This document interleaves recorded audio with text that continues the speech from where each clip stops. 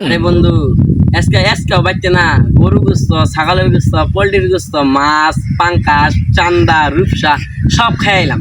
খাইতে খাইতে না আর খাবার মন চায় না। কি করছ রে বন্ধু? বন্ধু তোরা এত খাস কে বাস কোনো? আরে বন্ধু কি কষ্টিয়া পাই কোনো, লন্ডন থেকে আমার নানা দাদা খালু খুবা 14 গোষ্ঠী আমার নিয়ে টিয়া পাঠায়, আমাকে যে আদর করে। আল্লাহ, এত বড় লোক তোরা তাইলে। হ, এর হাতে বন্ধুত্ব করে তো আমার ভালোই হয়েছে। মুরা গুড়া কি বাবস, আর কিছু না। তখন না একদিন দাঁত করে আঙ্গ বাইতে নিয়ে যাবো।